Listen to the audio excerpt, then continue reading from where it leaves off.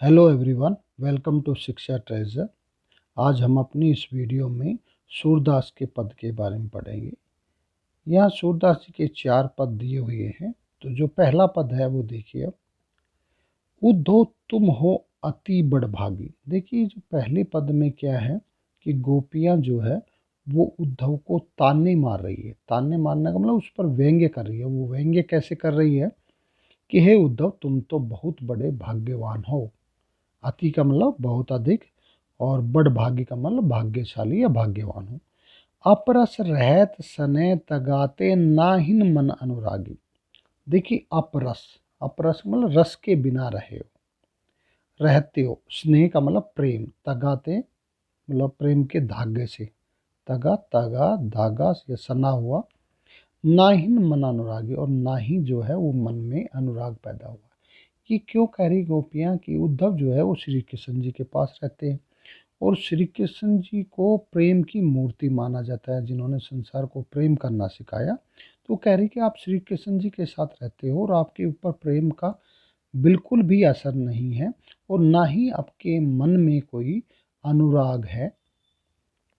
पूर्ण ही पात रहत जल भीतर ता रस देह न दागी। अब देखिए उद्धव की तुलना गोपियाँ किन किन चीज़ों से कर रही है। पहले पुरीनी, पुरीनी का मतलब कमल। देखिए कमल जल के भीतर रहता है। पूर्णई पात, कमल का पत्ता जो है, रहत जल भीतर, जल के भीतर रहता है। तारस देह न दागी, लेकिन उसकी देह का मतलब शरीर पर, देह शरीर, लेकिन उसके शरीर पर कोई दाग नहीं लगता है। जो जल महा तेल की गागरी बूंद न ताको लागी। और दूसरी तुलना उसकी तेल की, गागरी का मतलब छोटा घड़ा, घड़ा, ठीक है ना, छोटा गड्ढा रहता है तो गागरी का उसके लिए प्रयोग किया जाता है। कि जिस तरह से तेल से भरा हुआ छोटा गड्ढा जल के अंदर रहता है, जल में जब उसको डुबोया जाता है तो बूंद न ताको लगे, तो उसके ऊपर जो है वो बूंद तक भी नहीं लगती है। यानी तेल जो है वो, पता ही है तेल साइंस के हिसाब से भी है कि तेल के अंदर पानी जो है मिक्स नहीं है, तेल हमेशा ऊपर ही रहता है, तो पानी उस पर टिकता नहीं है। प्रीति नदी में पाव न बोरियो दृष्टि न रूप प्रागी। प्रीति का मतलब प्रेम, प्रेम रूपी नदी। लगता है कि भाई उद्धव जी ने जो है वो प्रेम रूपी नदी में पाव भी नहीं डाला है। और दृष्टि न रूप प्रागी, और ना ही इनकी नज़र में रूप के लिए, सौंदर्य के प्रति जो है वो अनुराग पैदा हुआ है। सूरदास अबला हम भोरी गुड़, गुड़ चाटी जो पांगी। सूरदास जी कहते हैं कि गोपियाँ कह रही है, अबला, अबला का मतलब महिला के लिए, कि हम तो भोली भाली जो है वो महिलाएं हैं, और हमारी स्थिति तो कैसी है, गुड़ चाटी जो पागी। यानी जिस प्रकार से चींटियाँ जो है वो गुड़ को नहीं छोड़ सकती है, उसी प्रकार से ये श्री कृष्ण जी को नहीं छोड़ सकती है। तो अब दूसरे पद को देखेंगे। तो दूसरे पद में अब गोपियाँ, जब श्री कृष्ण जी आते नहीं हैं और उद्धव को भेज देते हैं, तो गोपियाँ उद्धव को क्या कह रही है, ये बात है इसमें। मन की मन ही मांझ रही, यानी मन में जो इच्छाएं थी, मन की जो बातें थी वो मन में रह गई। इन्होंने सोचा था कि श्री कृष्ण जी आ जाएंगे तो हम अपने जो सारी बातें हैं जो है उनको बता देंगे, और श्री कृष्ण जी नहीं आते, वो उद्धव को भेज देते हैं। तो इसलिए वो कहती है कि मन की बात जो है वो मन में ही रह गई। कही जाई कौन पे उद्धव नाही परत कहीं। और कही जाए, कहाँ जा कर के, कौन पे उद्धव, किससे जाकर कहें। गोपियाँ उद्धव से कह रही है कि हे उद्धव, आप ही बताइए कि हम कहाँ जाएं और किसको जा कर के कहें। और ना ही परत कही, और ना ही हम जो बातें श्री कृष्ण जी से कहनी थी वो दूसरों से कह भी सकती नहीं। अवधि आधार आसावन की तन मन बिथा सही। अवधि का मतलब समय सीमा, आस, आशा थी आवन की आने की, यानी श्री कृष्ण जी के आने की जो समय सीमा थी कि भाई इतने समय के बाद श्री कृष्ण जी आ जाएंगे, इसी आस के सारे जो है वो तन मन बिथा सही, तन से और मन से वो बिथा का मतलब दुख जो है वो सहन कर रहे थे कि भाई सहन कर लेते हैं, तब श्री कृष्ण जी आ जाएंगे, तब सारे दुख जो है वो दूर हो जाएंगे। अब इन जोग संदेशनी सुन सुनी विरहनी विरह दही। अब ये उद्धव जो है गोपियों को योग का संदेश देते हैं, तो कहते हैं अब इन योग के संदेश को सुनी सुनी सुन सुन करके बृहनिया, बृहदही, बृह होता है बिछड़ाव, ठीक है। जब किसी से अलग होता है, तो जो ये अलग रह रही थी गोपियाँ श्री कृष्ण जी से, तो जो वो विरह की पीड़ा थी, वो कहते उनमें हम जो है ये योग के संदेश को सुन सुन करके वो हमारी पीड़ा जो है वो और बढ़ गई, वो विरह जो है और ज़्यादा बढ़ गया। चाहती होती गुहार जितैते उतैत धार बही। गोपियाँ कह रही कि जहाँ से हमें उम्मीद थी कि गुहारी का मतलब पुकार, के हमारी पुकार जो है वो सुनी जाएगी, उत्ते धार बही, वहाँ से तो ये योग रूपी जो है धाराएं बह गई। सूरदास अब धीर धरी क्यों मर्यादा न ले। सूरदास जी कहते हैं कि गोपियाँ कह रही है कि हम धीर, धीर का मतलब हम धैर्य अब क्यों धारण करें, मर्यादा नहीं रही, हमारी तो कोई मर्यादा नहीं रही, क्योंकि जिनके लिए इन्होंने किया था वो श्री कृष्ण जी आए नहीं, तो इसलिए ये गोपियाँ जो है वो उद्धव को ऐसी बातें कह रही। अब जो तीसरा पद है, इसमें गोपियाँ जो है वो अपनी और हारिल पक्षी की जो है वो तुलना करते हुए कैसे कह रही है कि श्री कृष्ण जी उनके लिए क्या है। कह रही है हमारे हरी हारिल की लकड़ी। गोपियाँ कहती कि हमारे लिए तो श्री कृष्ण जी जो है वो हारिल पक्षी की लकड़ी के समान। जैसे हारिल पक्षी जो है वो लकड़ी को नहीं छोड़ सकती, उसी तरह से गोपियाँ भी जो है वो श्री कृष्ण को नहीं छोड़ सकती। मन क्रम वचन नंद नंदन उर यह दृढ़ कर पकड़ी।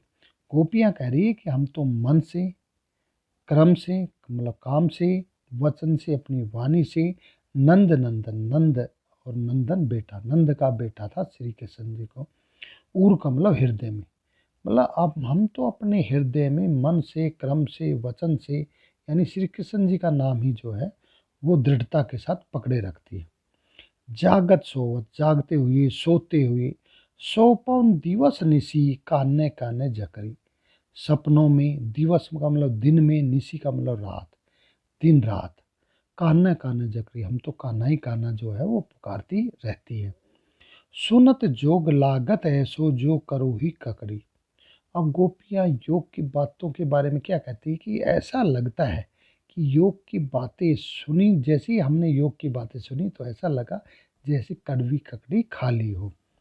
सूतो व्याधि हमको ले आए देखी सुनी न करी।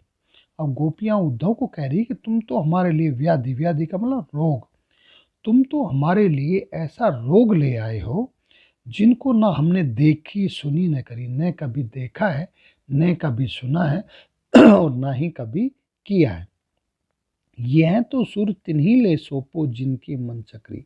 सूरदास जी कहते हैं कि गोपियाँ कह रही है कि ये योग की बातें तिन्ही ले सोपो, उनको पास ले जाओ, उनको जाकर के बताओ जिनके मन चक्री, जिनके मन चक्री का मतलब चंचल होते हैं, यानी जिनका मन स्थिर नहीं है, किसी एक चीज़ में नहीं लगता है, उनके लिए योग की बातें अच्छी हैं। गोपियाँ कहती हैं हमारा मन तो श्री कृष्ण जी में लगा हुआ है, तो हमारे लिए योग की बातों का कोई महत्व नहीं है। अब अगला देखिए, चौथा, इसमें गोपियाँ जो है वो श्री कृष्ण जी के बारे में बताती है कि कैसे वो उद्धव को बता भेजता है, तो कितना चतुर पहले था और अब क्या है, वो बातें इसमें कहती है।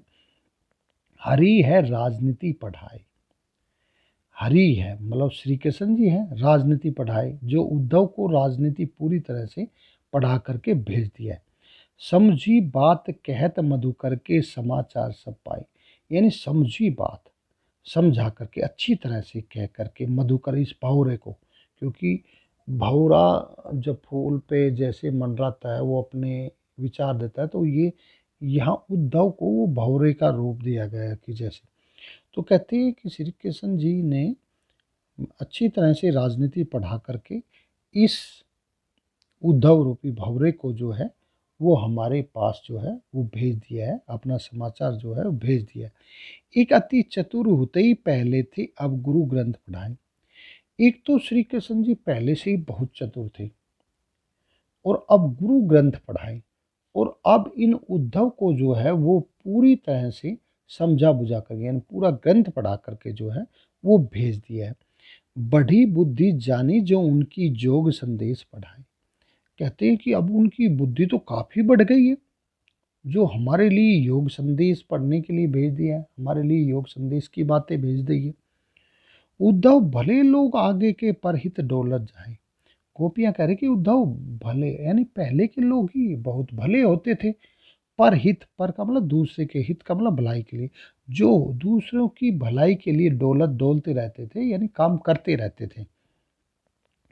अब अपने मन फेरी पाई चलत जो होते चुराए।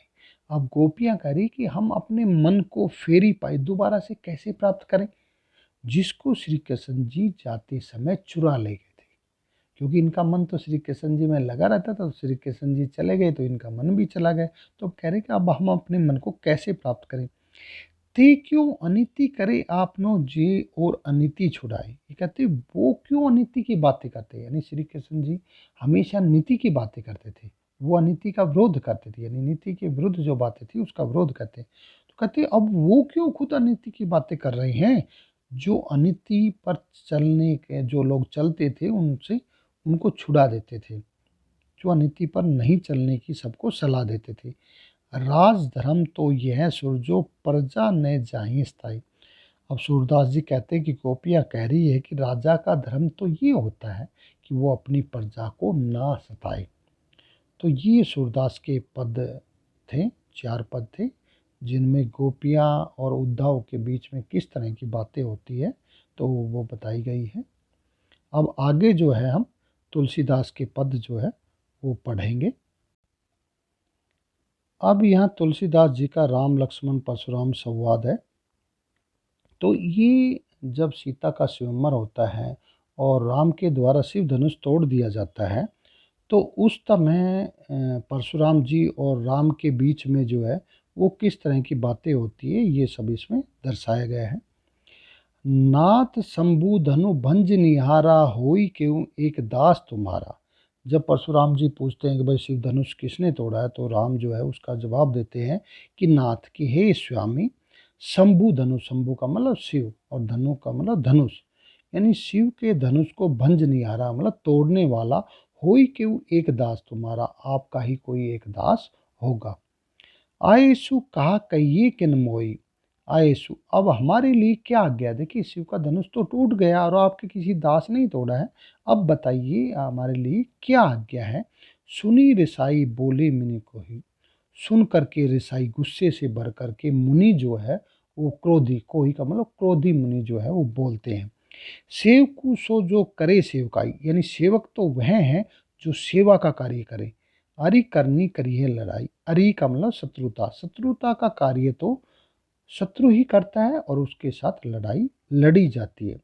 सुनो राम जे ही शिव धनुष तोड़ा, इसलिए हे राम सुनो, जिस किसी ने भी शिव धनुष तोड़ा है, सहस्र बाहु सो रिपु मोरा, वह सहस्र बाहु के समान मेरा शत्रु है।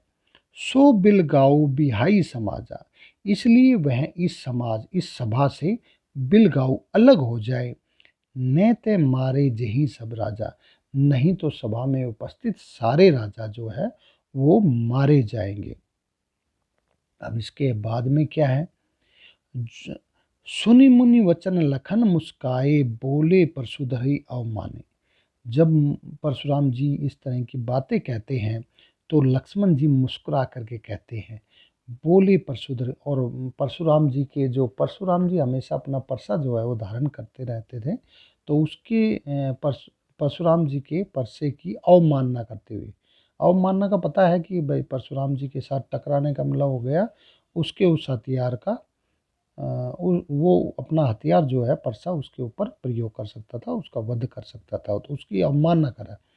बहु धनु ही तोई ललकारी, यानी बहुत धनुष जो है ललकाई का मतलब लड़कपन में, बचपन में तो हमने बहुत सारे धनुष तोड़े, कबू ने ऐसी रिस्क नहीं मोई। हे मुनिवर, कभी किसी ने इस तरह से गुस्सा नहीं किया। यही धनु पर ममता कही है, तो फिर इसी धनुष पर इतनी ममता क्यों है। सुनी रिसाई कह भृगुल केतु, सुन करके रिसाई गुस्से भृगुकुल केतु, तो भृगुकुल वंश अर्थात परशुराम जी वो बोलते हैं। जब ये गुस्से की बातें सुन करके जब लक्ष्मण इस तरह की बातें कहता है तो वो बोलते, रे नृप बालक काल बस बोलत तो ही न संभाल, कि हे राजा के बालक काल के बस में होकर के भी संभल कर नहीं बोल रहा है। काल के बस का मतलब ये हो गया कि परशुराम जी से टकराने का मतलब मृत्यु को बुलावा देना, और फिर भी अपनी बात संभाल करके नहीं बोल रहा है। धनुई सम त्रिपुरा धनी विदित सकल संसारा, यानी जो त्रिपुरा तीनों लोकों में जो धनुष प्रसिद्ध है, जिसको सारा संसार जानता है, उस धनुष को तुम बचपन की उस धनुष के समान ही समझ रहे हो। अब अगले में देखिए, दूसरे में जब परशुराम जी ये बातें कहते हैं तो लक्ष्मण जी उसका क्या जवाब देते। लखन कहाँ हम हंसी हमरे जाना, सुनु देव सब धनुष समाना। लक्ष्मण जी कहते कि हे मुनिवर, हमने तो यही जाना है कि सभी धनुष जो है एक समान होते हैं। का क्षति लाभु जून जनु तोरे, देखा राम नयन के मोरे। तो क्या क्षति, क्षति का मतलब हानि, क्या हानि होगी, क्या लाभ होगी। जून का मतलब पुराना, इस पुराने धनुष को तोड़ने से क्या लाभ हानि। देखा राम ने, यानी रामचंद्र जी ने, श्री रामचंद्र जी ने तो सिर्फ आंखों से ही इनकी तरफ देखा था। छुअत टूट रघुपति न दोसु, मुनि बिनु काज करी न कतरोसु। कहते रामचंद्र जी के द्वारा तो इसको छूने से ही ये टूट गया, इसमें उसका कोई दोष नहीं है। हे मुनिवर, बिनु काज, बिना कारण के आप तो कतरोसु, इतना गुस्सा कर रहे हैं। बोले चित परशु को ओरा, रेसठ सुनई स्वभाव न मोरा। तो परशुराम जी अपने परसे की ओर देख करके बोलते हैं कि रेसठ, हे मूर्ख, तुमने मेरे स्वभाव के बारे में नहीं सुना। बालको बोली वधो नहीं तो ही, केवल मुनि जड़ जानी मोई।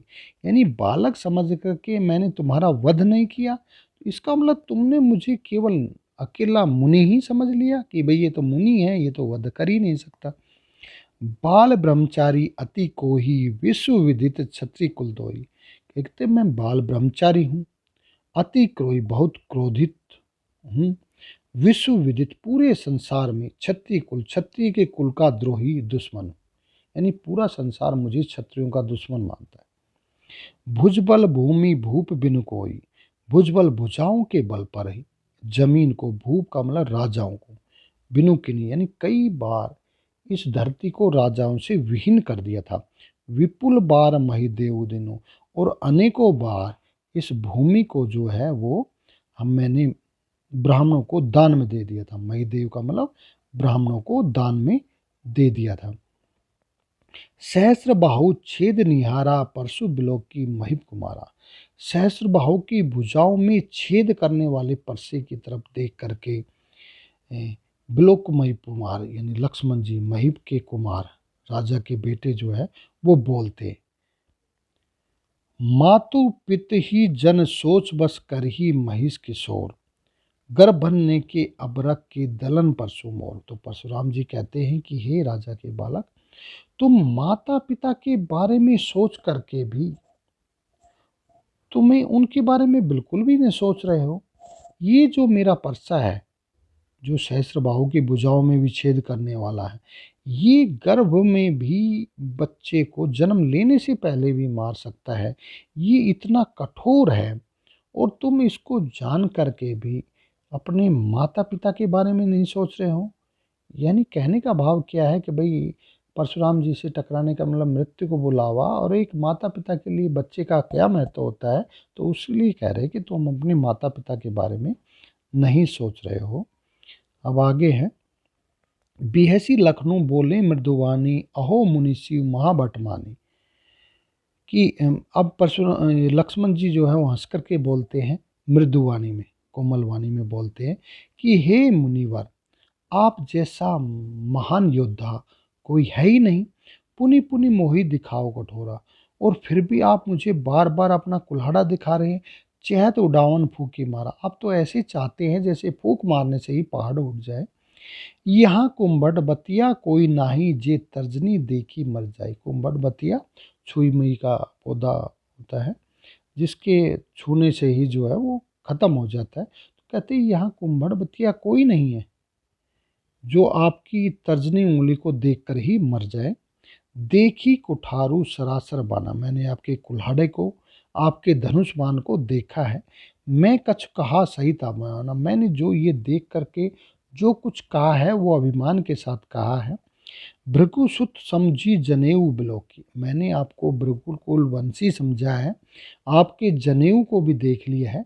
सो कछु कहू सहो रिसरोई, जो कुछ मैंने कहा है वो गुस्सा रोक करके ही कहा है। सुर महिसुर हरिजन अरुगाई, सुर का मतलब देवता लोग महिषासुर, ब्राह्मणों पर, हरिजन जो दलित वर्ग हैं, जो गरीब वर्ग हैं, और गाय पर। हमरे कुल इन पर न सुराई, हमारे कुल में कभी भी इन पर अपनी वीरता नहीं दिखाई है। ब्राह्मणों पर, देवताओं पर, और गरीब व्यक्ति, कमजोर व्यक्ति और गाय पर कभी हमारे कुल के किसी व्यक्ति ने इन पर वीरता नहीं दिखाई। बधे पापु अपकीर्ति हारे, अगर इनका हम वध करते हैं तो पाप लगता है, और हारने पर अपकीर्ति अपयश प्राप्त होता है। मार तू माँ प्रिय जुआरी, इसलिए हे मुनिवर मैं आपके प्रणाम करता हूँ। कोटि कुलुसम वचनो सुनारा, व्यर्थ धनु धनुबान तुम्हारा, कि हे मुनिवर आपके वचन तो करोड़ों कठोरता लिए हुई है, यानी आपका एक वचन ही इतना कठोर है। व्यर्थ धनुष बाण, आपने तो व्यर्थ में ही धनुष बाण धारण किया हुआ है।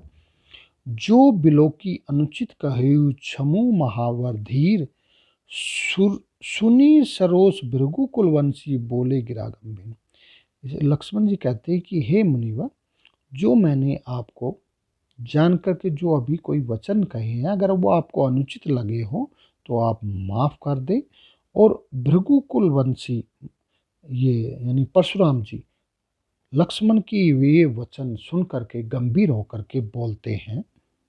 क्या बोलते हैं देखिए, क्योंकि उस सभा में विश्वामित्र जी भी है, तो उनको क्या संबोधित करते हुए कहते, कौशिक सुनो मंद यहूँ बालको, कुटिल काल बसनी गुण, कि हे विश्वामित्र जी सुनिए, ये बालक जो है ना, ये मंद बुद्धि का बालक है, ये कुटिल है और काल के बस में होने वाला है, निज कुलगाल को, अपने कुल का वंश करने वाला है।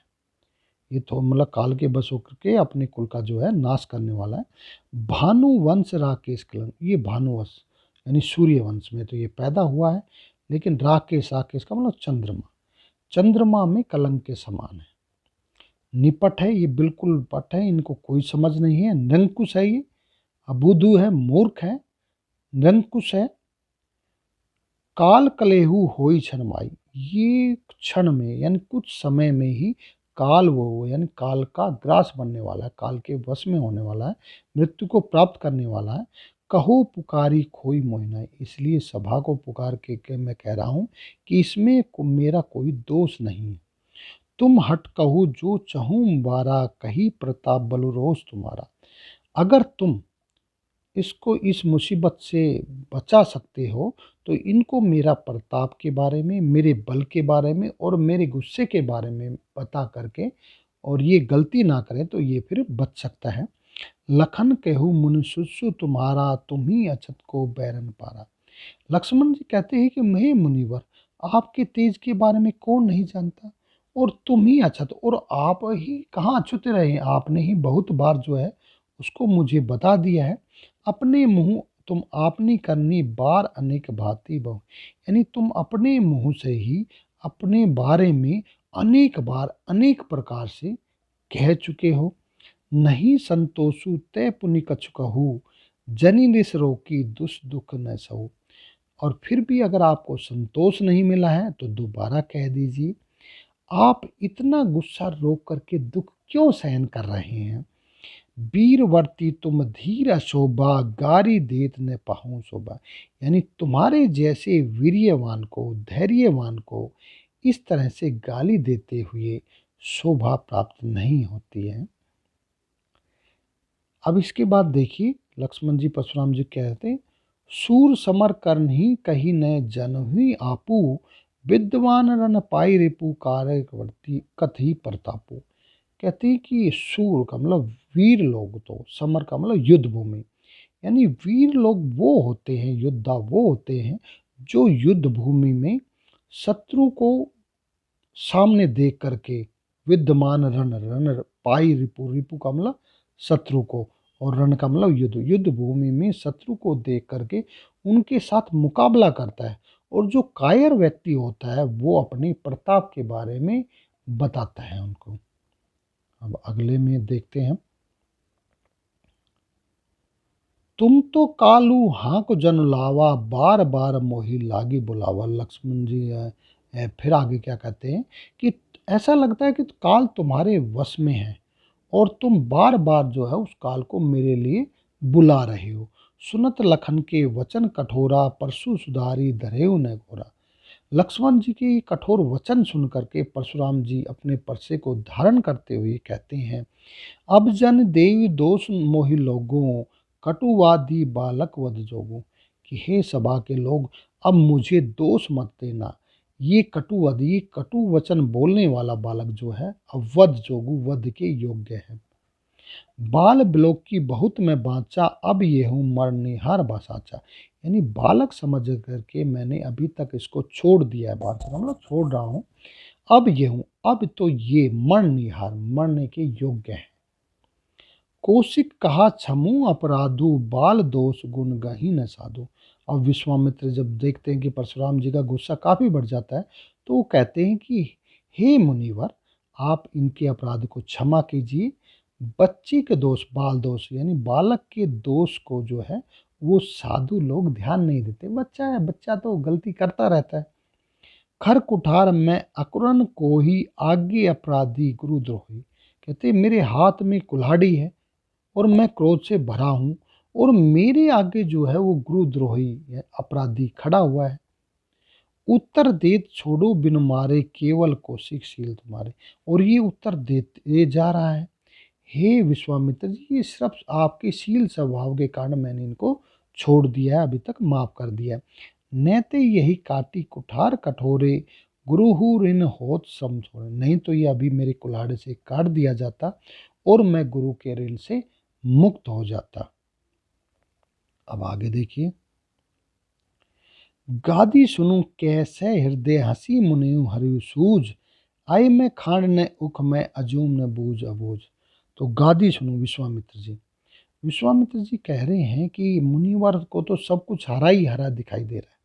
हरा ही का मतलब दिखाई देना का मतलब वो कहते हैं ना कि भाई हरा चश्मा लगा लिया तो सूखी घास और हरी घास में अंतर नहीं कर पाता।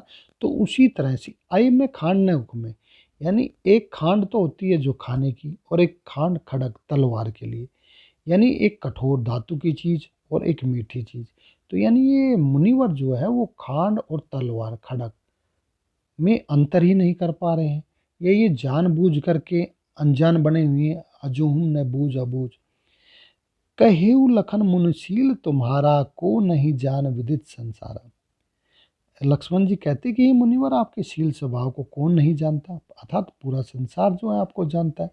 मातो पितु ऋण भयने के, माता पिता के ऋण से आप मुक्त हो गए, अर्थात परशुराम जी के माता पिता इस दुनिया को छोड़ करके चले जाते हैं तो ऋण से मुक्त हो गए। गुरु ऋण रहा सोच बढ़जी के, और गुरु का ऋण जो है वो अब बाकी बचा हुआ है और बढ़जी के उसके बारे में आप सोच रहे हैं। सो जनु हमरे माथे काटा, इसलिए उसका दोष जो है आप हमारे माथे पर काटना चाहते हैं, हमारे ऊपर देना चाहते हैं। दिन चल गए ब्याज बढ़ गया, और दिन बहुत बीत गए हैं इसलिए ब्याज जो है वो काफ़ी बढ़ गया है। अब आनिए व्यवहारिका बोली, तुरंत देऊं मैं थैली खोली। व्यवहारिका हिसाब किताब लगाना है। अब हे मुनिवर, आप किसी हिसाब किताब लगाने वाले को बुला लीजिए, तुरंत देऊं मैं, तुरंत जो है थैली खोल करके वो कर्ज जो है वो चुका देता। टू वचन कुठार सुधारा, हाय हाय सब पुकार, सभा पुकारा। तो जब ये ऐसे कठोर वचन लक्ष्मण जी बोलते जाते हैं तो पूरी सभा जो है वो हाय हाय करने लग जाती है कि भाई ये तो गलत हो रहा है। भृगुवर परशु देखाम मोही, विप्र विचारी बचो निपतोही। कि ये भृगुवंशु समझ करके आप मुझे बार बार कुल्हाड़ा दिखा रहे हैं। विप्र विचारी, विप्र मतलब ब्राह्मण समझ करके, नृपद्रोही राजाओं का द्रोही होते हुए भी आप जो है वो मुझसे बचे रहे हैं। मिले न कभू सुबुट रण गाढ़े, द्विज देवता घरी के बाढ़े। कि लगता है कि आपको कभी रण भूमि में जो सुबट का मतलब अच्छे योद्धा नहीं मिले हैं, इसलिए हे ब्राह्मण देवता, आप घर के ही जो है वो शेर बने हुए हैं, घर के ही योद्धा बने हुए हैं। अनुचित कह सब लोग पुकारे, रघुपति सैन नखन निवारे। तो सभा जो है वो पुकार कर कहने लग जाती है कि ये तो अनुचित है, ये तो अनुचित है। जब ऐसा इतनी बात बढ़ जाती है तो उस समय रामचंद्र जी जो है वो लक्ष्मण की तरफ आंखों से देखते हैं। लखन उत्तर आहुति सहित, भृगु कुल कोपू कृषाणु। यानी लक्ष्मण जी के जो वचन है वो यज्ञ में आहुति के समान है। अ, भृगुकुल कोपु कृषाणु। अब यज्ञ क्या है, यानी भृगुकुल वंश अर्थात परशुराम जी के क्रोध में जो है, क्रोध की ज्वाला को बढ़ाने में वो आहुति का काम कर रहे हैं। जब ये इतना क्रोध बढ़ जाता है तो बढ़त देखी जल सम वचन बोले रघुकुल भानु। और जब ये बातें इतनी आगे बढ़ जाती है उस समय श्री रामचंद्र जी जो है वो जल के समान शीतल वचन बोलते हैं। तो ये अर्थात वो गुस्सा जो है उस समय शांत कर देते हैं। तो ये राम लक्ष्मण परशुराम संवाद जो है हमारा यहाँ समाप्त होता है। आत्म कथ्य जो कविता है जो श्री जयशंकर प्रसाद जी के द्वारा लिखी गई है। देखिए, जयशंकर प्रसाद जी का जीवन जो है वो दुखों से भरा हुआ है। इनके माता पिता की भी समय से पूर्व मृत्यु हो जाती है, इनके भाई की भी हो जाती है, और युवावस्था में ही इनकी पत्नी भी जो है इस दुनिया को छोड़ करके चली जाती है। तो ये बेचारे, इतना दुख इनके जीवन में रहा है तो इनकी रचनाओं पर भी ये दुख नज़र आता है। और इनके दोस्त जो है ना इनको बार बार कहते हैं कि आप अपनी आत्मकथा क्यों नहीं लिखते हैं। तो उन दोस्तों को ही संबोधित करते हुए ये जो कविता आत्मकथा लिखी गई है, ये एक प्रकार से हम कह सकते हैं कि कहीं ना कहीं इस कविता के अंदर जयशंकर प्रसाद की आत्मकथा की ही झलक मिलती है। देखिए अब इस कविता में कैसे कवि कहता है। मधुप गुनगुनाकर कह जाता कौन कहानी यह अपनी, मुरझाकर गिर रही पत्तियां देखो कितनी आज घनी। देखिए कवि को अपना जो जीवन है ना, अपने जीवन को ये एक उपवन मान रहा है, एक बगीचा मान रहा है, और इन अपने मन को एक भंवरा मान रहा है। मधुप, मधुप का मतलब भंवरा। तो कवि के जीवन रूपी उपवन में जो मन रूपी भंवरा है वो गुनगुनाकर, गुनगुनाकर मतलब अपनी आवाज कह करके जो है वो इनके जीवन की कहानी कहता है। इनका मन जो है वो इनकी अपनी कहानी कहता है। क्या कहता है, देखिए जैसे उपवन के अंदर, बगीचे के अंदर बहुत सारे पेड़ पौधे रहते हैं, हरा भरा रहता है। तो कह रहा है उसमें मुरझा कर गिर रही पत्तियां देखो कितनी आज घनी। इनका मन कह रहा है कि देखिए जैसे उपवन में पत्तियां जो है वो मुरझा करके, घनी का मतलब बहुत अधिक मात्रा में, घनी जो शब्द है मतलब बहुत अधिक मात्रा में जो है पत्तियां गिर जाती है। कहने का भाव ये है कि कवि के जीवन में जैसे पत्तियां झरने के बाद पेड़ की दशा होती है, उसी तरह कवि के जीवन में भी बहुत सारे जो है वो दुख आ गए हैं। इस गंभीर अनंत नीलिमा में असंख्य जीवन इतिहास, यह लोग करते ही रहते हो अपना व्यंग्य मलिन उपहास। देखिए कवि क्या कह रहा है कि ये जो अनंत, अनंत का मतलब जिसका अंत ना हो, नीलिमा आसमान, जो नीला आसमान है कितना विशाल है। तो कहते हैं इस विशाल आकाश के अंदर जीवन इतिहास असंख्य, मतलब बिना संख्या के, बहुत अधिक मात्रा में लोगों ने अपनी आत्मकथाएं लिखी, अपने बारे में लिखा है। तो कहता है कि ये जो गंभीर आसमान जो नीला नजर आ रहा है, ये पता नहीं कितने लोगों के जीवन के इतिहास से भरा हुआ है। और फिर ये अपने दोस्तों को संबोधित करते रहते हो और फिर भी तुम कहते रहते हो भाई अपनी आत्मकथा लिख दो, आत्मकथा लिख दो, अपना व्यंग्य मलिन उपहास। देखिए इन लोगों ने जैसे अपने जीवन के बारे में लिखा, व्यंग्य मलिन का मतलब बुरी तरह से, मतलब गलत तरीके से जो निंदा की जाती है उसके संदर्भ में प्रयोग किया है। उपवास का मतलब मजाक। देखिए ये जो असंख्य लोगों के इतिहास से ये आसमान भरा हुआ है, और जितने भी लोगों ने लिखा तो सभी ने जो कहते हैं कि मजाक ही उड़ाया है। तो फिर ये अपने दोस्तों को कहता है कि जब हमें पता है कि भाई पहले ऐसा है फिर भी तुम कहते हो बोले, तब भी कहते हो कह डालूं दुर्बलता अपनी, तुम सुनकर सुख पाओगे देखोगे यह गागरिती। कहते हैं कि फिर भी अपने दोस्तों को कह रहा है कि तुम कहते रहते हो कि मैं अपनी दुर्बलता लिख डालूं, यानी मेरे जीवन में तो कुछ है ही नहीं, सारा जीवन जो है दुखों से भरा हुआ है, मेरे जीवन में इतनी कमजोरियां हैं, इतनी बुराइयां हैं, और तुम कहते हो कि मैं उसके बारे में लिख डालूं। तो कहते तुम सुख कर सुख पाओगे देखोगे यह गागरिती। गागरिती का मतलब बिल्कुल खाली जी। यानी कवि के जीवन में ऐसा कुछ है नहीं, इसका जीवन पूर्ण रूप से खाली है, कोई ऐसा नहीं है कि जिसके बारे में बताए। कहते हैं तुम सुनकर सुख पाओगे। जो खाली जीवन है, जिसके जीवन में ऐसा कुछ नहीं है, अगर वो लिखता है तो कहते हैं उसको सुन करके तुम्हें क्या सुख मिलेगा। किंतु कहीं ऐसा ना हो कि तुम ही खाली करने वाले, अपने को समझो मेरा रस ले अपने भरने वाले। कहते कि तुम जो ये मतलब मुझसे कह रहे हो कि भाई आत्मकथा लिखो, और मेरे जीवन में पहली बात तो ऐसा कुछ है ही नहीं, और फिर भी अगर मैं कुछ लिखता हूँ तो ऐसा नहीं कि तुम ये समझो कि मैं अपनी जो लिख रहा हूँ, मेरा जीवन जो विडंबनाओं से भरा हुआ है उसके बारे में मैं लिख रहा हूँ, तो ये समझो कि ये जो मेरे जीवन में कमियां हैं, ये दुखपन का है, तो कहीं तुम उसका कारण अपने आप को ना समझो।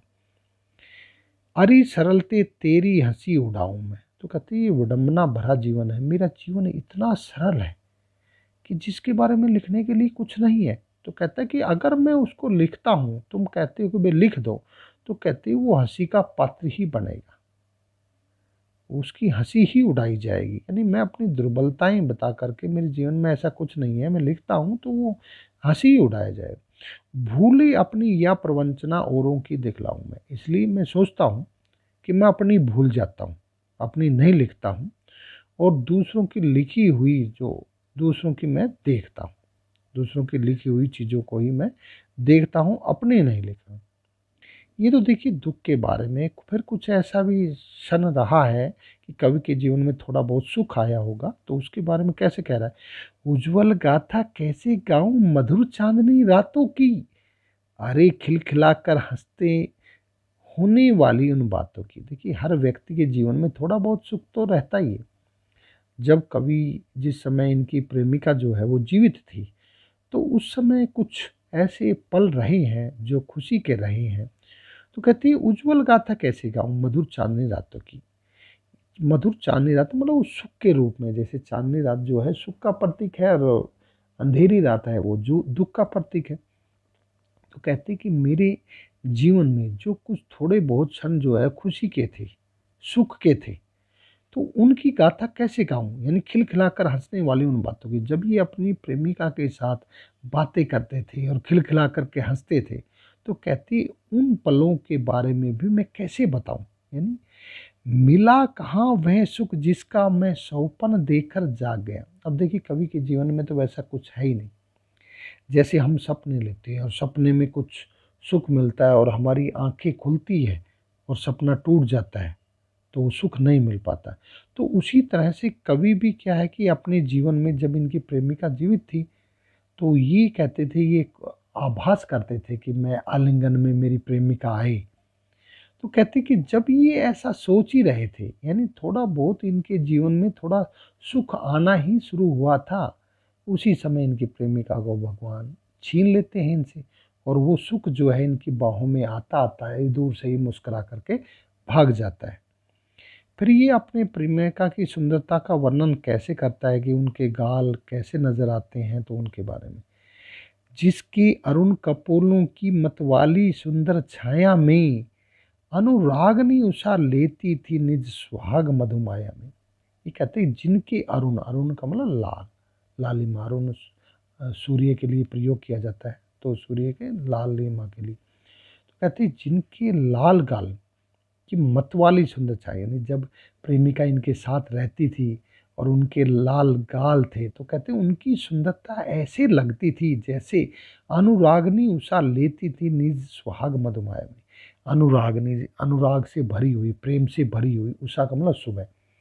जैसे जब सुबह होती है और सूर्य की लालिमा छाती है और वो जो वातावरण रहता है वो बहुत ही सुहावना होता है, तो उसी तरह से जब कवि के साथ उनकी प्रेमिका थी और उनके लाल गाल, यानी उनकी जो सुंदरता थी, तो वो भी ऐसे लगती, यानी उनके सामने सुबह की जो लालिमा है वो भी कहते हैं वो फीकी पड़ जाती थी। उसकी स्मृति पाथे बनी है थके पथिक की पंथा की। देखिए पंथा रास्ता, पथिक राहगीर है, और स्मृति यादें हैं, और पाथे भी होता है ये रास्ते की चीज़ें। यानी जब एक राहगीर, देखिए जैसे अब कवि का जीवन पूरे समय जो है दिखता जो है वो दुखों से भरा हुआ, लेकिन थोड़े बहुत पल जो बताए इन्होंने अपनी प्रेमिका से के साथ बिताए हुए, तो उसी तरह से जब एक राहगीर अपने रास्ते में चलता जाता है और उनको कोई आरामदायक चीज़ मिल जाती है, वो थका रहता है और उस समय मिल जाती है, तो वो उनके लिए याद बन जाती है, वो उसको हमेशा याद रखना चाहता है। तो उसी तरह से कवि का जीवन भी दुखों से भरा हुआ था, लेकिन जो थोड़े बहुत क्षण इन्होंने अपनी प्रेमिका के साथ बिताए थे, वो उसी तरह से थे जैसे वो पथिक, एक थके हुए पथिक को थोड़ी बहुत रास्ते में छाया मिल जाए, थोड़ी खाने की चीज़ें मिल जाए, तो उससे उनको जो सुख मिलता था, वही कवि को मिलता था। अब कवि फिर अपने दोस्तों को संबोधित करते हुए कहता है, वो बार-बार कहते रहते लिखिए, अपनी आत्मकथा लिखिए, तो उस कहते जीवन को उधेड़ कर देखोगे क्यों मेरी कंथा की। देख, कंथा होती है गूदड़ी। गूदड़ी देखी गाँव में जब कपड़े पहनते थे, जब वो फट जाते थे तो उनके टुकड़ों को, उनको सबको इकट्ठा करके बाहर से एक जो है नए कपड़े के अंदर उनको भर करके बाहर से सील देते थे। तो वो बाहर से तो सुंदर लगती थी, लेकिन उसके अंदर क्या रहता था वो तो जब वो फटती थी तभी पता चलता था। तो कहते सीवन, सीवन का मतलब सिलाई। जब उस गूदड़ी की सिलाई को उधेड़ करके मतलब उसको फाड़ करके जब देखोगे तो तब पता चलता है कि उसके अंदर क्या है। तो उसी तरह कह रहे हैं कि मेरे जीवन में भी कुछ नहीं है। अब जो दुख मैंने सहन किए थे वो सब छुपे हुए हैं, लेकिन इनके दोस्त बार-बार कहते हैं कि आत्मकथा लिख दो। तो ये कहता है कि तुम तो उसी तरह से कह रहे हो जैसे गोदड़ी की सीवन को अगर मैं उधेड़ करके देखूँ, तो उसके अंदर जो कपड़े की हालत देख कर के दुखी होगा, उसी तरह तो मैं अगर अपनी आत्मकथा लिखता हूँ, तो वो भी जो है वो दुःख दे दायी होगी।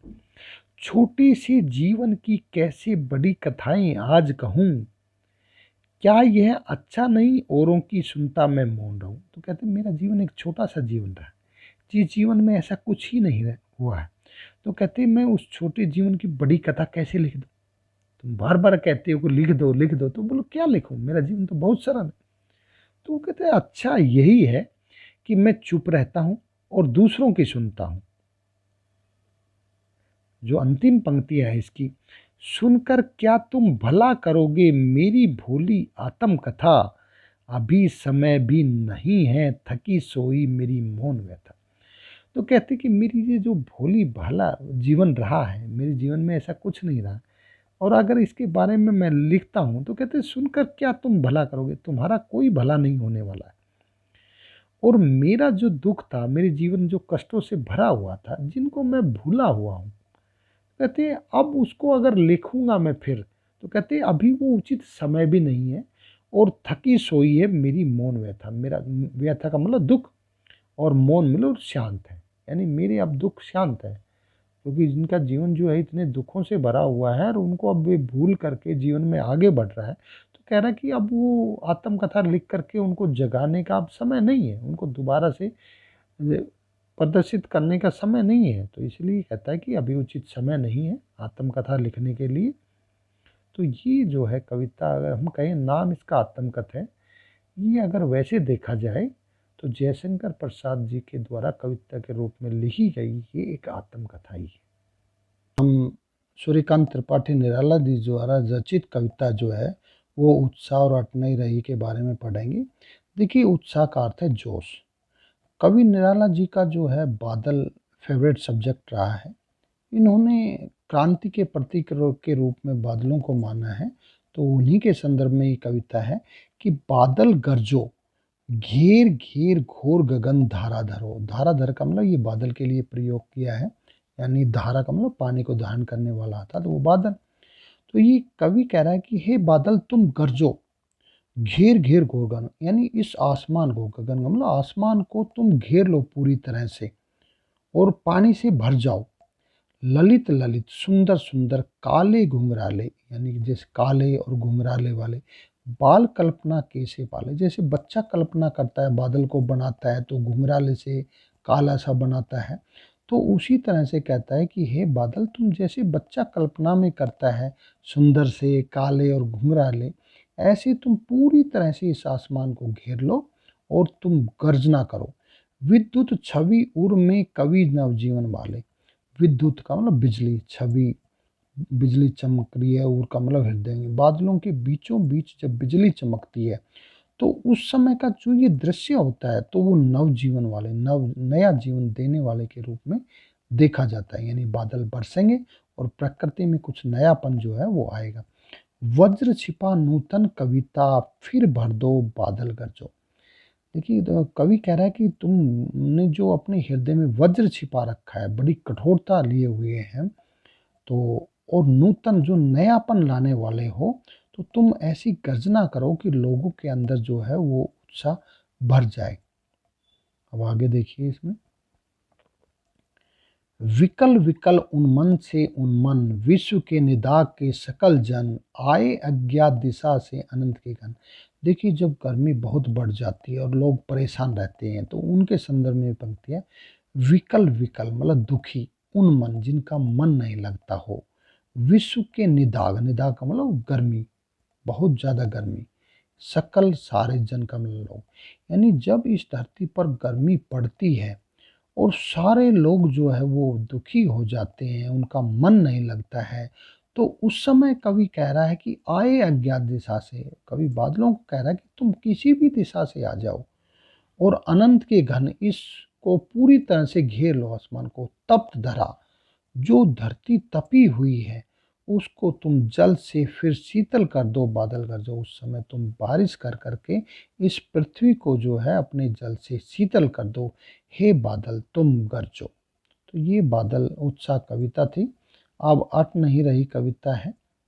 तो अट नहीं रही का मतलब क्या है, समा नहीं पाना, यानी एक निश्चित क्षेत्र होता है उसके अंदर कोई वो चीज़ नहीं आती है तो उनके लिए प्रयोग किया जाता है।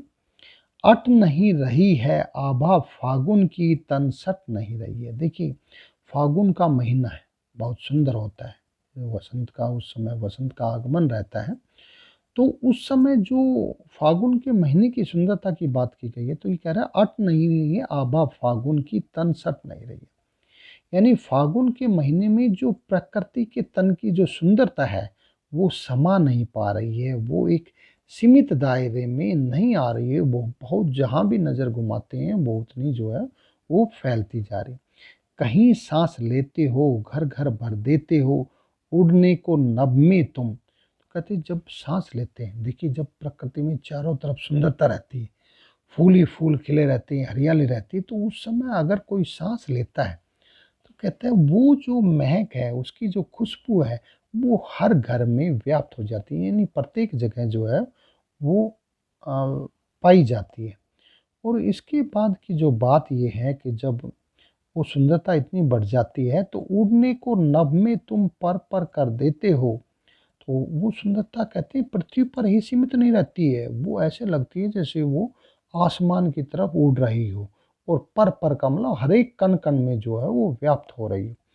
आँख हटाता हूँ तो हट नहीं रही है। कवि कह रहा है कि फागुन में इतनी ज़्यादा सुंदरता है कि मैं उस समय अपनी आँख हटाना चाहता हूँ, लेकिन मेरी आँख जो है वो हट नहीं पाती है।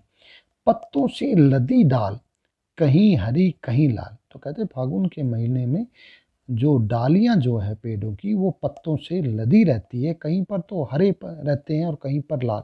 जब पत्तों की शुरुआत होती है तो कुछ पेड़ों में पत्ते वो लाल आते हैं, इसलिए लाल के संदर्भ में प्रयोग की गई। कहीं पड़ी है उर में मंद गंध पुष्पाल, और कहीं पर उर का मतलब हृदय में, जैसे पौधा रहता है वो फूल है तो उर का मतलब हृदय जैसे, तो उसके बीचों बीच जो है वो मंद, यानी जिसमें से मंद मतलब धीमी धीमी गंध आती हो, खुशबू आती हो, ऐसी वो फूलों से बनी हुई जो है माला,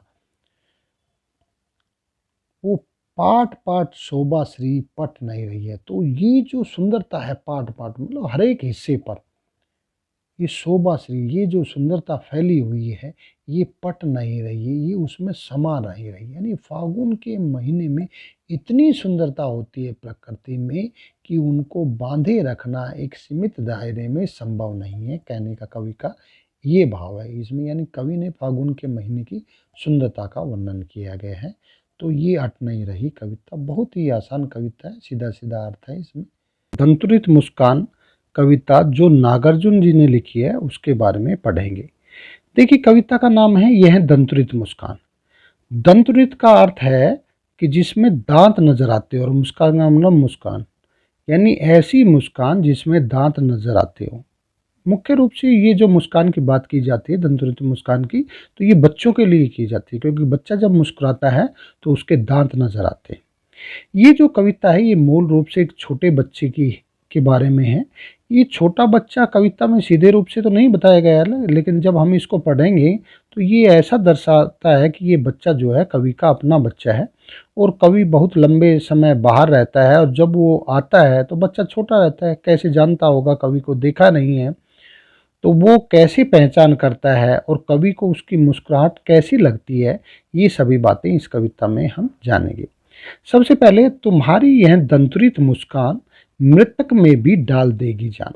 यानी कवि ये कह रहा है उस बच्चे की मुस्कान को देख करके कि तुम्हारी जो ये मुस्कान है जिसमें तुम्हारे दांत नजर आते हैं, ये इतनी मनभावनी है, ये इतनी अच्छी है कि एक व्यक्ति मरा हुआ का मतलब उस व्यक्ति में जीने की इच्छा बिल्कुल खत्म हो गई हो, उस व्यक्ति में भी जीने की इच्छा पैदा की जा सकती है, हो जाती है। धुली धुसर तुम्हारे ये गात, छोड़कर तालाब मेरी झोपड़ी में खिल रहे जलजात। अब यहाँ गात है, गात का मतलब शरीर, और जलजात का मतलब जल में पैदा होने वाला, ये कमल के लिए प्रयोग किया गया। धूली धूसर, धूली का मतलब धूल से, दूसर का मतलब सना हुआ, धूल से सना हुआ बच्चे का गात का मतलब शरीर, यानी जब बच्चे का शरीर खेलते समय जब धूल से सन जाता है तो कवि को उसका शरीर ऐसा लग रहा है कि जैसे तालाब में से कमल जो है तालाब को छोड़ करके कवि की झोपड़ी में आ गया हो। झोपड़ी शब्द है कच्चा मकान। पहले, आजकल तो पक्के मकान हो गए, पहले अधिकतर जो है गांव में कच्चे मकान ही होते थे, झोपड़ियां ही होती थी। परस पाकर तुम्हारा यह प्राण, पिघल कर जल बन गया होगा कठिन पाषाण। तो परस का मतलब संपर्क में आकर के, तुम्हारा ये, यानी जब बच्चे के संपर्क में आता है कौन, कठिन पाषाण, कठोर हृदय का व्यक्ति भी, तो उसका हृदय भी पिघल करके जल बन गया हो, यानी उनमें भी दया का भाव आ जाता है। जो कठोर हृदय वाले व्यक्ति रहते हैं, जब वो बच्चे की मुस्कान को देखते हैं तो उनका हृदय भी कठोर नहीं रहता, उनमें भी उनके प्रति प्रेम की भावना पैदा हो जाती है। आगे है, छू गया तुमसे कि झरने लगे शेफालिका के फूल, बांस था कि बबूल। देखिए, शेफालिका फूल ऐसा फूल होता है जो हल्का सा छूने के बाद, बच्चे के हाथ कोमल होते हैं और कोमल हाथ का भी संपर्क होने से जो गिर जाते हैं फूल, तो ऐसे फूल ये शेफालिका के फूल, बांस था या बबूल, यानी चाहे बांस का पौधा हो चाहे बबूल का पेड़ हो, अगर बच्ची के संपर्क में आते हैं तो ये भी अपने स्वाभाविक गुण को छोड़ करके ये भी ऐसे लगते हैं जैसे शेफालिका के फूल झरने लग गए हो। तुम मुझे पाए नहीं पहचान, देखते ही रहोगे अनिमेष। देखिए, अब काफ़ी समय के बाद कवि आया है तो बच्चा पहचान नहीं पा रहा है, तो कवि कह रहा है कि तुम मुझे नहीं पहचान पाए। यानी जब बच्चा अनजान को देखता है तो बच्चा उसकी तरफ एक टकटकी लगाए देखता है, उसको पहचान करने की कोशिश करता है।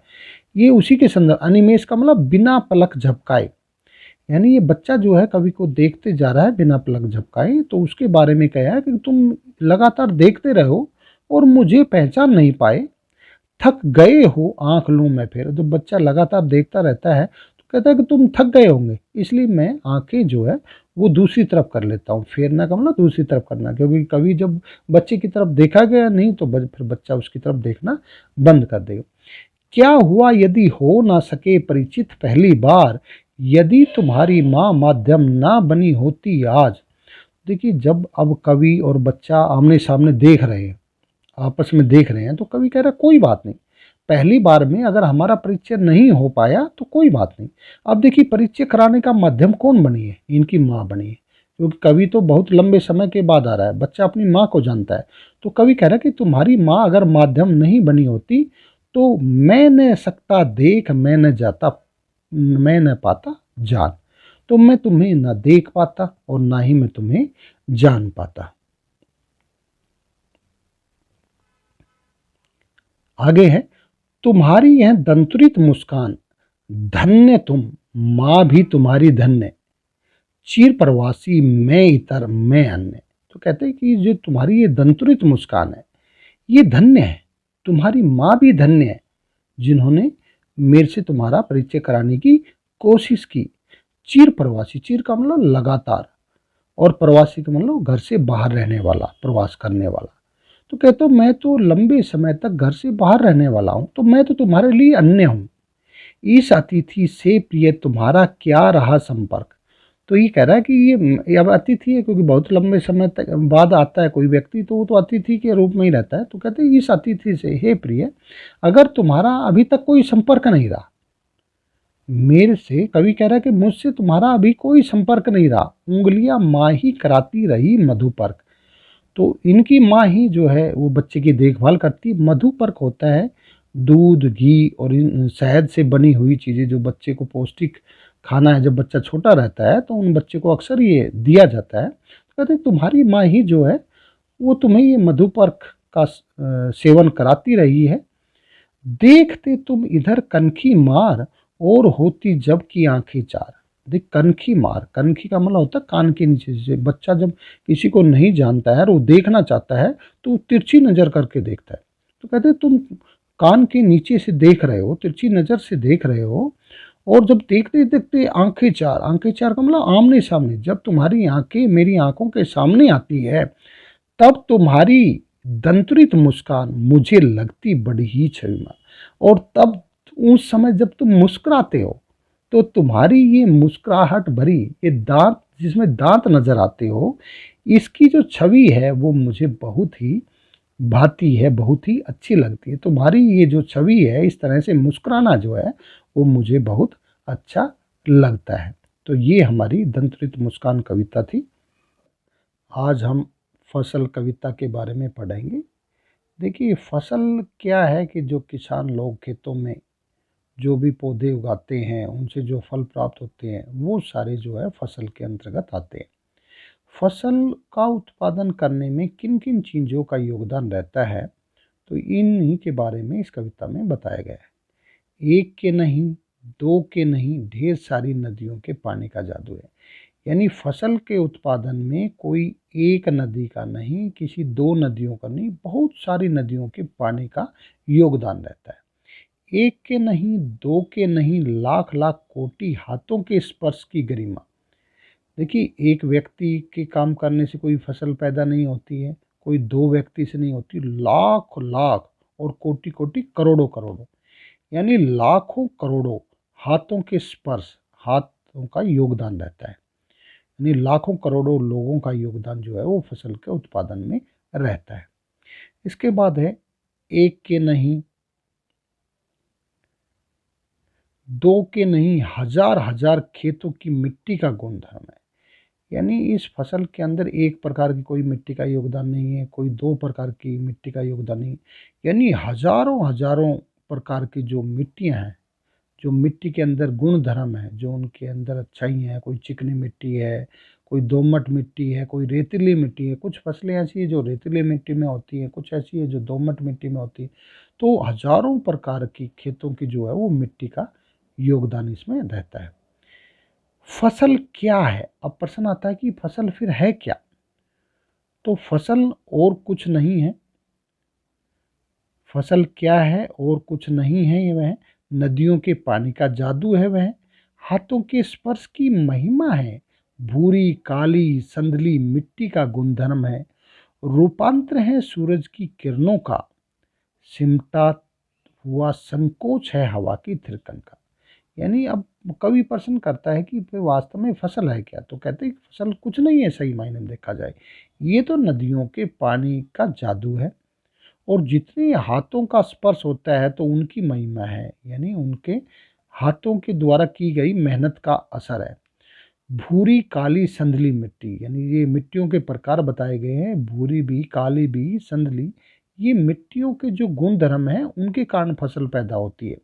देखिए, ये तीन चीज़ें तो ऊपर भी बताई गई है। जो एक बात नहीं बताई गई थी वो ये है कि रूपांतर है सूरज की किरणों का। हमें देखते हैं कि फोटोसिंथेसिस आपने पढ़ा होगा, प्रकाश संश्लेषण, कि सूर्य की किरणें जब पत्तों पर पड़ती है, हरे पत्तों पर, तो पत्ते जो है सूर्य की किरणों से लेकर के वो भोजन बनाते हैं। मिट्टी में से कुछ ज़रूरी तत्व लेते हैं, पानी लेते हैं और सूरज की किरणें, इनसे मिल कर के फसल बनती है। सिमटा हुआ संकोच है, और ये चीज़ें चलो सूर्य की किरणें की बात हुई करनी, इनके अलावा सिमटा हुआ संकोच है हवा की थिरकन का। यानी कोई ये कहे कि हवा नहीं चले, क्योंकि ऑक्सीजन की ज़रूरत होती है, हवा भी सांस लेने के लिए चाहिए। तो फसलों के अंदर जो है वो हवा की थिरकन, थिरकन मतलब हिलना, हवा चलती है तो फसल हिलती है, लहलाती है। तो फसल में हवा का भी योगदान होता है। तो ये फसल क्या को पैदा करने में किन किन चीज़ों का योगदान होता है, यही इस कविता में बताया गया है। और जो हमारी आखिरी कविता है उसके बारे में पढ़ेंगे। देखिए, संगतकार, संगत का मतलब एक व्यक्ति के साथ जब दूसरा व्यक्ति रहता है तो उस साथ रहने वाला व्यक्ति। जैसे इस ये जो कविता है ये मुख्य रूप से एक गायककार है, और गायककार के जो साथ रहने वाले लोग हैं उनकी महिमा का गुणगान करती है। यानी उनका महत्व गायन के क्षेत्र में कितना है उसके बारे में बताती है। अब देखिए कविता कैसे है। मुख्य गायक के चट्टान जैसे भारी स्वर का साथ देती, यह आवाज सुंदर कमजोर कांपती हुई थी। वह मुख्य गायक का छोटा भाई है या उसका शिष्य। देखिए, जब मुख्य गायककार जो है, जब वो गाना गाता है तो गाने गाते समय देखिए चट्टान जैसा भारी स्वर, तो वो ऊंची आवाज में गाता है। जो मुख्य गायककार रहता है वो उसकी आवाज ऊंची रहती है, और उसके साथ भी बहुत सी आवाजें और आती है। वो आवाजें जो है ना वो धीमी नजर आती है, कांपती नजर आती है ना, कमजोर कांपती हुई सी। तो वो आवाज किसकी है? वो मुख्य गायक का छोटा भाई है, या तो उसका छोटा भाई हो सकता है गायककार का, या उसका शिष्य है। अब शिष्य कौन सा है? शिष्य वो है जो या पैदल चलकर सीखने वाला दूर का कोई रिश्तेदार, या कोई वो व्यक्ति ऐसा है जो इनका दूर का रिश्तेदार हो और इनके पास सीखने के लिए आया हो। मुख्य गायक की गरज में वह अपनी गूंज मिलाता आया प्राचीन काल से। देखिए, मुख्य गायककार गरज का मतलब गरजना, ऊंची आवाज में। देखिए, प्राचीन काल से ही हम देखते हैं कि ये जो संगतकार वाली क्रिया है ये हमेशा चलती रही है। प्राचीन काल से भी मुख्य गायककार के साथ जो है, जो दूसरे लोग रहते हैं वो अपनी गूंज, अपनी आवाज़ जो है वो मिलाते रहते हैं, अपनी धुन में धुन जो है वो मिलाते रहते हैं।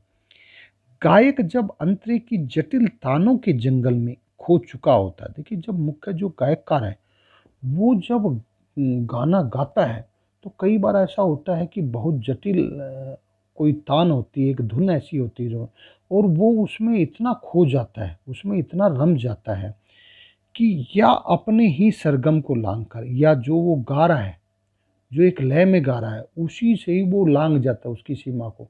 यानी वो जोश जोश में जो है कहीं उससे भटक जाता है, चला जाता है भटकता हुआ एक अनद में। देखिए अनद क्या होता है कि अंदर ही अंदर गले का, जब इतने रम जाते हैं किसी चीज़ में तो ऐसे है वो अंदर से आवाज़ आने लगती है। अनद का मतलब अंदर से, हृदय से आवाज़ आती है। तो वो कई बार वो भटक जाता है, यानी इतना खो जाता है उसमें कि उसको ध्यान नहीं रहता है बाहर का। तब क्या होता है? तब संगतकार ही स्थाई को संभाले रखता है। तो उस गान का जो, उस गीत का जो मुख्य भाव है वो संगतकार ही उसको संभाले रखता है। जैसे समेटता हो मुख्य गायक का पीछे छुटा हुआ सामान। जैसे स्टेज पे प्रोग्राम होता है और वो प्रोग्राम ख़त्म होने के बाद कुछ लोग ऐसे रहते हैं उन सामानों को समेटने लगते हैं, तो संगतकार ने तो, गायककार ने वो गान जो है वो शुरू कर दिया, और वो कहीं जब वो बीच में भटक जाता है तो ये संगतकार जो है उसको सहारा देती है। ऐसा लग रहा है कि जैसे ये उसको पूरा कर रहे हो। यानी जो उसका सामान छुटा हुआ है, जो उसका मूल भाव छूट गया, उसको ये पीछे से जो है वो उसी भाव को निकाल रहे हैं। जैसे उसे याद दिलाता हो उसका बचपन जब वह 9 किया था। तो वो उनको ये जो बातें हैं ये जैसे ऐसा लगता है जैसे वो याद दिला रहा हो कि भाई पहले जब बचपन में थे, जब 9 किया थे तो ऐसी गलती होती रहती थी। तार सप्तक में जब बैठने लगता है उसका गला, प्रेरणा साथ छोड़ती हुई उत्साह अस्त होता हुआ। देखिए तार सप्तक यानी कि ना 7 सुरों का सरगम बोला जाता है, ये 7 सुर होते हैं। तो जब वो सुर, लय और ताल के साथ जब गायककार गाता रहता है, और कई बार वो में जोश के अंदर इतना उसमें जोश भर जाता है, उसको गाता है, और उसका गला जो है वो बैठ जाता है। और जब गला बैठ जाता है तो कहीं न कहीं उसके मन में भाव जो है ना, वो उसका उत्साह जो है वो थोड़ा-सा कम हो जाता है। अस्त का मतलब कम पड़ता जाता है, और उनकी जो प्रेरणादायक जो बातें थी, वो कहीं न कहीं जब साथ छोड़ती नज़र आती है, तब आवाज़ से राख जैसा कुछ गिरता है। और जब आवाज़ जब बैठ जाती है तो गले में ऐसा लगता है जैसे पता नहीं गले में क्या कुछ गिर रहा है, तो वो राख जैसा कुछ गिरता हुआ नज़र आता है। तभी मुख्य गायक को ढाँढस बंधाता है। तो उस समय संगीतकार जो है ना, वो मुख्य गायक को ढाँढस, ढाँढस का मतलब जैसे हिम्मत हार जाते हैं, तो उसको हिम्मत बढ़ाता है उसकी। कहीं से चला आता है संगीतकार का स्वर। तो उसी समय जब वो मुख्य गायककार कहीं न कहीं वो अटका-सा नज़र आता है, कहीं उसके मूल भाव जब नहीं निकलते हैं, तो उसी समय संगीतकार की आवाज़ ऊँची, थोड़ी-सी ऊँची हो जाती है। वो दर्शकों को या सुनने वाले को वो आभास नहीं होने देती है कि कहीं न कहीं इस गीत में कुछ गड़बड़ है। मतलब उस लय को उसी लय में वो मिला देते हैं। कभी-कभी वह यूँ ही देता है उसका साथ, यह बताने के लिए कि वह अकेला नहीं। और कई बार वो संगीतकार देखो, कई बार तो ऊँची आवाज़ के कारण जब गला बैठ जाता है जब वो पीछे से, और कई बार ऐसे ही जो है वो इतनी धुन में धुन मिलाता है कि वो उस अगले वाले को ये बता रहा है, मुख्य गायककार को ये बता रहा है कि आप ये ना समझें कि आप अकेले हैं, आपके साथ हम भी हैं, और यह कि फिर से गाया जा सकता है। और देखिए, जब वो मुख्य गायककार कहीं न कहीं उस गीत में अटकता है या उसकी लय थोड़ी बिगड़ती है, तो उसको आभास ये कराया जाता है कि भई जो आप गा रहे थे, तो उसको दोबारा से गाया जा सकता है, गा चुका हुआ राग। यानी जो गीत हम पहले गा चुके हैं, तो उसको दोबारा से गाया जाता है, कोई उसमें गड़बड़ नहीं है। और उसकी आवाज़ में जो एक हिचक साफ सुनाई देती है, या अपने स्वर को ऊँचा न उठाने की जो कोशिश है, उसे विफलता नहीं, उसकी मनुष्यता समझा जाना चाहिए। देखिए, जब वो आवाज़ ऊँची करता है, तो उसके मन में कहीं न कहीं आती है कि हमारे जो मुख्य गायकार है, उससे ऊँची हमारी आवाज़ ना हो जाए। तो वो एक हिचक उसमें बनी रहती है, और वो साफ नज़र आती है। वो साफ इसलिए नज़र आती है कि हमारा जो स्वर को ऊँचा न उठाने की कोशिश, यानी वो कभी जो है मुख्य गायकार से ऊँची आवाज़ नहीं उठाना चाहते। तो इसको उसकी विफलता नहीं समझना चाहिए कि नहीं ये कर ही नहीं सकते। ये तो उनकी मनुष्यता है, अपने मुख्य गायककार के प्रति उनके भाव है कि जो उनको हीन नहीं दिखाना चाहते, जो उसको नीचा नहीं दिखाना चाहते हैं, हमेशा उसी को वो आगे रखते हुए ये कार्य करते हैं। तो इस कविता में संगीतकार का क्या महत्व है? देखिए, ये तो एक गीत के क्षेत्र की बात की गई है, तो संगीतकार तो हर क्षेत्र में होते हैं, तो और उनका महत्व भी कम करके नहीं आंकना चाहिए। उनको उनकी विफलता नहीं मानना चाहिए। वो मनुष्यता होती है उनकी कि वो जो अपने मुख्य व्यक्ति होते हैं, उनके सम्मान को ठेस नहीं पहुँचना चाहते हैं। तो ये हमारी कविता का मूल भाव है।